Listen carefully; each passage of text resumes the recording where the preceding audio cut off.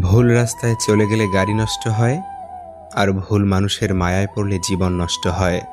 অর্জিত সম্পদ ভোগ করতে পারবেন কিনা তা অনিশ্চিত, কিন্তু সম্পদ অর্জন করতে গিয়ে যে অপকর্ম করছেন তার ফল ভোগ করতে হবে তা নিশ্চিত। পুরো জীবন নিঃসঙ্গতায় কাটুক, কোনো ভুল মানুষ জীবনে না আসুক। কি অদ্ভুত জীবন! মরে গেলে সবাই কাঁদে, আর বেঁচে থাকতে সবাই কাঁদায়।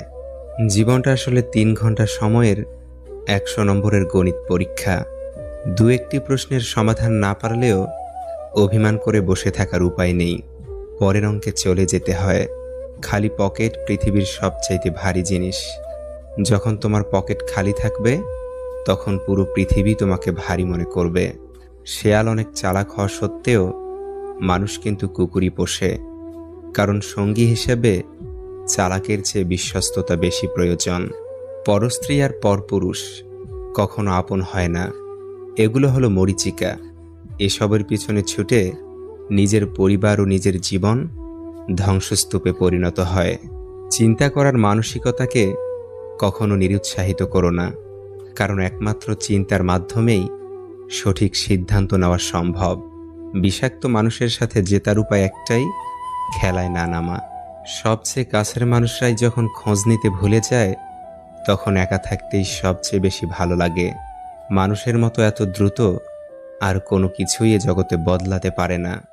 আমার একটাই সমস্যা, ভালো কিছু হওয়ার আগেই আমি সেটা নিয়ে অনেক কিছু আশা করে ফেলি। আফসোস করার কিছু নেই, নিজের ইচ্ছেতেই চলে যায়।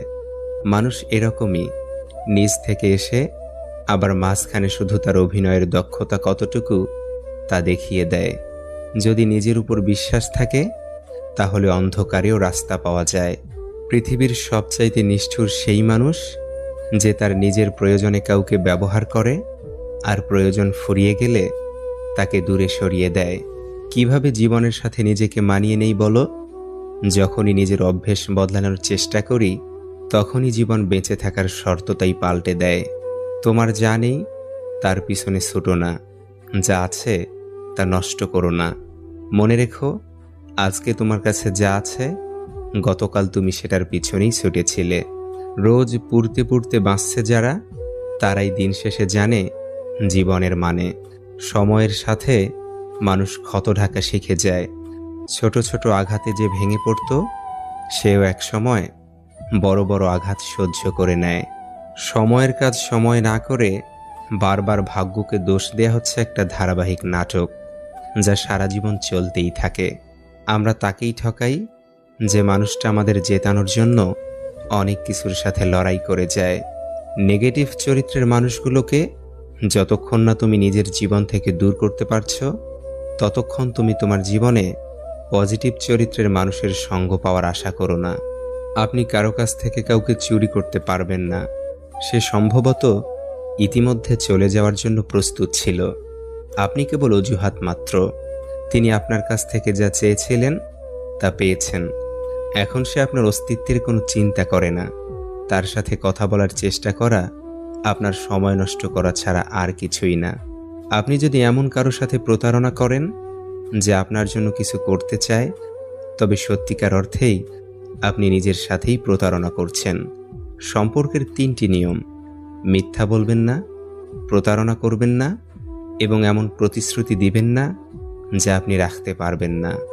যে একবার প্রতারণা করে সে প্রতারক, তাকে আর কখনোই বিশ্বাস করা উচিত নয়। একটা মানুষের সুন্দরতম চারিত্রিক বৈশিষ্ট্য হলো কমিটমেন্ট, কথা দিয়ে কথা রাখা। জীবনে এমন সময় আসবে যখন কিছু মানুষ তোমার সাথে ভুল ব্যবহার করার জন্য অনুশোচনা করবে। বিশ্বাস করো, এমন সময় আসবে।